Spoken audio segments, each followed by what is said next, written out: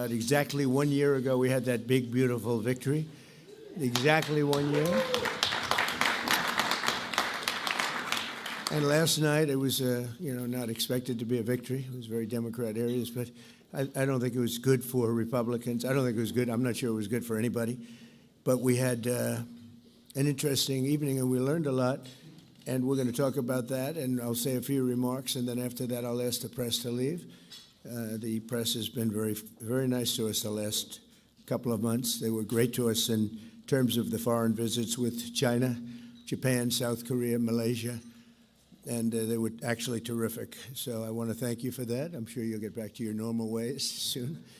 But we did a great job over in China. And we've done a great job in turning off wars. We stopped 8 wars. And we have 1 to go, as you probably know, and that'll get stopped also. But we've done a great job, so it's really been an honor to do it, and I did it with many of the people in this room. Every one of you I know, and every one of you I like. I like our leaders. I like everybody.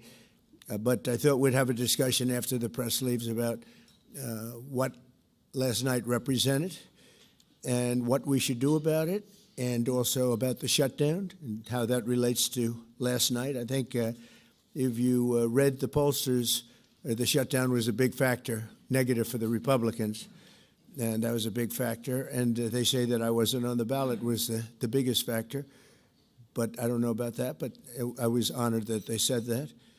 And I just want to thank everybody for being here, and a very special thanks to Vice President J.D. Vance, who's doing a terrific job. J.D., thank you very much.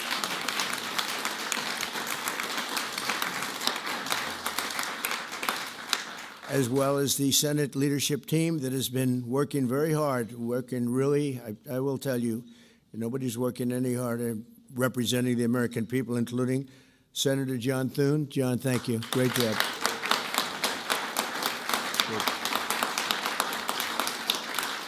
Senator John Barrasso. John, thank you very much. Senator Tom Cotton, wherever you may be. Tom, thank you. Thank you, Tom. Thank you. Senator Shelley Moore Capito, who's been very involved. Thank you, Shelley. Senator James Lankford from one of my favorite states, 77 out of 77. I always say 77 out of 77. Reagan was 56. That was the record. We got every one of them. Thank you, James. And a fantastic friend of mine and an incredible advocate during the election a year ago, Tim Scott. Thank you, Tim. So as you know, we are in the midst of a disastrous Democrat-created government shutdown, and it is Democrat-created, but I don't think they're getting really the blame that they should. That's now officially the longest shutdown in American history. The Democrat radicals in the Senate have shown zero interest in reopening the government, and I don't think they'll act so soon. A lot of people disagree. I've been saying for the last 30 days, we've had 4 or 5 different points. Yes, sir, they're going to get it right now. We should have it done in a day. I've heard that about 4 times. I heard it after Kings. They said I was a king. And I heard it after Kings. I heard it after a couple of other moments in time. And I said, no, I don't believe so. And now I heard it's after the election. I don't believe so. I think they will. I think they're kamikaze pilots. I just got back from Japan. I talked about the kamikaze pilots. I think these guys are kamikaze. They'll take down the country if they have to. So I don't think so. Millions of Americans are going to be without SNAP benefits. And I will say about SNAP benefits, so when I was president, we had $7 billion worth, and now they have many times that, because these benefits were given to anybody that asked, and they're up to, I hear, just many times, $47 billion.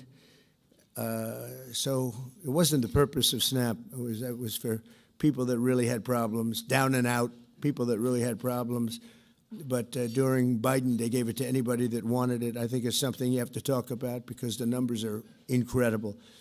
But countless public servants are now not being paid, and the air traffic control system is under increasing strain. We must get the government back open soon, and really immediately. We have to get it up. We have the hottest economy we've ever had, and it's affecting the stock market now a little bit.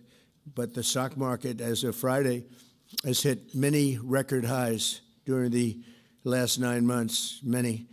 And it will, again, this is just the beginning, because when these plants that are being built right now start opening up, we've never had anything like this. There's a boom. There's a construction boom right now, but that's going to be bigger than that. That's going to be an economic boom as soon as they open up, and it's going to be something special. We have car companies coming in. When I was in Japan, Toyota, Mr. Toyota, I said, "What's your name?" "Toyota." I said, "Oh, you're rich." He said, "How much of the company do you own?" 92.1%. I said, "I'm glad you said the one." He wants to be. I said, "You're a rich guy." And he said, "I'm investing $10 billion in the U.S." And you know who I'm talking about, right? You introduced me, Mr. Senator. You introduced me originally when you were the ambassador to Japan. He's still good. He's still strong. But he had no interest in investing in this country. Now he's investing $10 billion as of 1 week ago in building new plants. We have auto plants coming in incredibly, but we have AI and all of them. And we can't be extorted to give $1.5 trillion to people that came into the country illegally, many from prisons, many drug dealers. A lot of people came in from mental institutions. They want to give a lot of money to the people that came in illegally. We have to get them out. We can't, no country can sustain that. That's not like an attack on our country. In no country, these are not going to be productive people. These are going to be anti-productive people. And we can all have big hearts. I have a bigger heart than anybody, but we can't let that happen. It's time for Republicans to do what they have to do, and that's terminate the filibuster. It's the only way you can do it. And if you don't terminate the filibuster, you'll be in bad shape. We won't pass any legislation. There'll be no legislation passed for 3.25. We have 3.25 years, so that's a long time. But when they can't do an extension, and John, I think they've done an extension every single time they've ever been asked forever. This is the first time they haven't done an extension. Extensions are supposed to be easy, but if they won't do an extension, they won't do any bill, even a simple bill. And we should do our own bills. We should get out. We should do our own bills. We should open up. We should start tonight with the country's open. Congratulations. Then we should pass voter ID. We should pass no mail-in voting. We should pass all the things that we want to pass, make our elections secure and safe, because California is a disaster. Many of the states are disasters. But can you imagine when they vote almost unanimously against voter ID? All we want is voter ID. You go to a grocery store, you have to give ID. You go to a gas station, you give ID. But for voting, they want no voter ID. That's only for one reason, because they cheat. We would pass that in 15 minutes. If you don't get it, you'll never pass that. You'll never talk about mail-in ballots. Mail-in ballots make it automatically corrupt. If you have mail-in ballots, automatically it's correct. Even Jimmy Carter, they had the Carter Commission after he got out of office, and he had a group of very distinguished people, Democrats and Republicans, and they passed, they recommended things take place. It was a long time ago. And they said about mail-in ballots, if there is mail-in ballots, there will definitely be corruption, because, they pass through too many hands. I mean, you go in to vote, and they want your card. Even me, I went into Palm Beach. You go in to vote, they want your card, you're this, you're that. They say, "I'm sorry to do this, sir, but I have to look at your identification." I said, "That's all right. I love that." But, you're really not going to get away with much. It was very, very professional and very good, the way it's supposed to be. But these people don't want that. They have legislation in California where it's illegal to ask somebody for voter ID. If you ask somebody for voter ID, if you're an official, and you say, "I'd like to see your voter ID," they can arrest you, okay?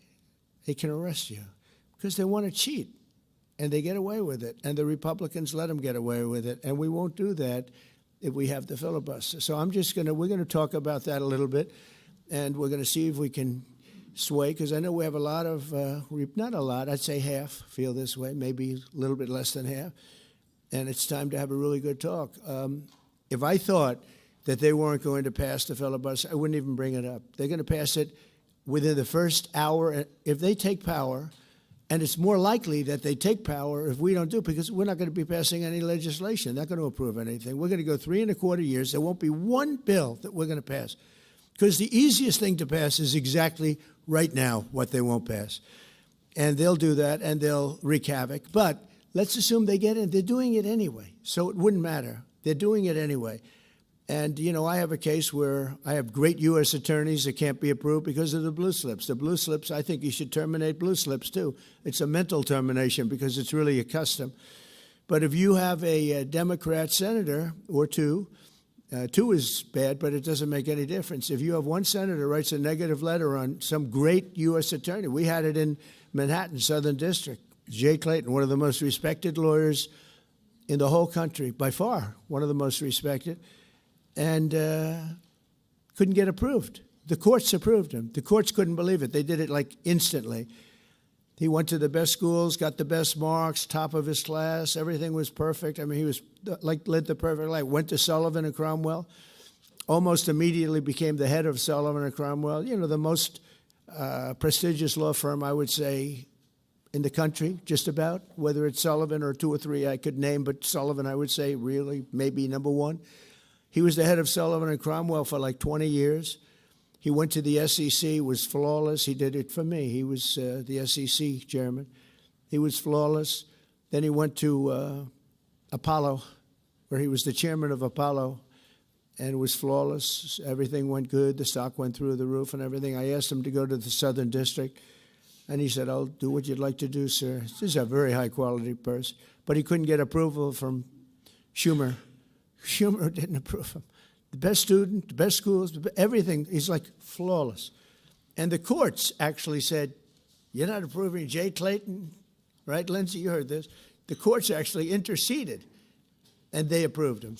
But that's an unusual guy. We have other people that are really good, but people don't know how good. Top students, top colleges, and they're U.S. attorneys, and they won't be approved. They're not going to be approved. We have one in Los Angeles who's phenomenal, but no, the senators, the Democrats are, you know, again, they're kamikazes. The Democrats are not going to approve them. Blue slips are a disaster. So the only people I can get approved are Democrats. I was told that by the Democrats. We'll only approve Democrats. I said, really, is that right? Well, not going to work that way. Not going to work that way with me. But the blue slips are a total disaster. I have 10 people right now that are doing a phenomenal job, and they will be out of office pretty soon. They've got another 2-3 weeks, a couple of them, and then they're going to have to leave. And it's actually a blight on their record because, you know, nobody knows why they left, but it looks like they served 8 weeks and then they had to leave. But they're not going to get the approval because the Democrat, radical left lunatic senators are saying you can't, we're not going to approve you. And if we're not going to approve you, I had actually one Republican who got 2 great letters, but it turned out that he was a rhino, but that was a nice term for him. Now, he got 2 letters of approval, and when I said 2 Democrats approved him, I had to fire him because I figured if 2 Democrats approved him, they wrote the most beautiful letters. I found out, man, this is strange. And he was no good. I fired him. He was really not much of a Republican. The recommendation of that one wasn't such a good recommendation. Someday I'll tell you who recommended him, but it wasn't exactly the best. But when I saw when I saw the 2 senators from Virginia gave him glowing marks, Tim, I said, let me see this. I read the most beautiful letters I've ever seen. I said, I called him up. I said, sorry, you're fired. Get the hell out of here. But it's a horrible thing. Blue slips is a horrible thing because I have the right to pick judges and I have the right to pick U.S. attorneys, and this takes away the right from me. And I think we're going to go to court on it, and we'll see what happens in court. But it gives the president, it takes away the right of the president to pick people to serve on the court and to serve as U.S. attorneys, which is very important. But the biggest thing is the filibuster. We have to get the country going. We will pass legislation at levels you've never seen before, and it'll be impossible to beat us. By the way, if they do, they're going to do it anyway, and they are going to immediately do the filibuster. And when they do the filibuster, they're going to pack the court. They want at least 5 justices. Now I hear it's up to 5. I actually heard up to 7 and up to 9, okay? They want new judges. They want to pack the court, and they will do it in the first day, maybe the week. Maybe they'll slow it down, because there's no reason to rush. But they'll do it first week. They'll vote on this. And I have friends over there that are Democrats, I'm close to a lot of people. And I asked them about that because some people say, well, maybe they won't do that. I mean, they destroyed the career of Manchin and Sinema. And they got them out. They were the only objectors. Nobody else is going to object. They're going to do it the first day. They're going to pack the court. They're going to make D.C.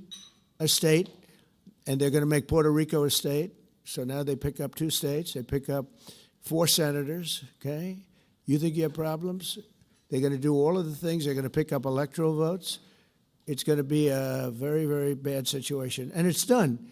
It's done. As soon as they attain power. Now, if we do what I'm saying, they'll most likely never attain power, because we will have passed every single thing that you can imagine that it's good and all good for the country. And there'll be no reason to. If we don't do that, people will say they're not doing much and they're in power. So the good news is we did the great, big, beautiful bill, and it's the greatest thing we could have done. And the smartest thing with John and our Speaker of the House, who's so good, Mike Johnson, we did all in one bill. If we didn't, John, it would be a problem, because, we would have gotten a small piece passed. A lot of people wanted to do that. A lot of people in the room wanted to do that. They went along with me and John and everybody, and we got this thing passed. Honestly, it's 4 years' worth of goodies. No tax on tips, no tax on Social Security, no tax on, think of it, no tax on overtime. It's an unbelievable tax cut for the workers and for business, where business is going to create jobs, and we're creating jobs at levels that nobody's ever seen before. All these things are good. We have to be able to get the word out. If we don't get the word out, we're making a very big mistake. So I have this long, beautiful, and very boring speech. I won't bother reading it, but because we can just start talking. And I think it's very important. We have to get the country open, and the way we're going to do it this afternoon is to terminate the filibuster. And it's possible you're not going to do that. And I'm going to go by your wishes. You're very smart people. We're good friends. But I think it's a tremendous mistake, really. It would be a tragic mistake, actually. It's time. It's time. If I thought they weren't going to approve, I'd sort of be with you. I'd be fine. I'd be neutral to with you. But knowing that they're going to pass it as soon as they get any semblance of control, they'll pass it first thing.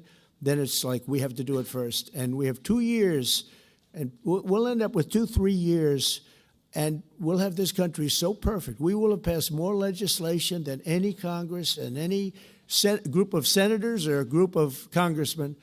And we will get it through. They'll send it to us. We'll send it to them. It'll be a beautiful machine. Otherwise, we're just going to sit around and argue with these people all day long, and they're highly unrealistic.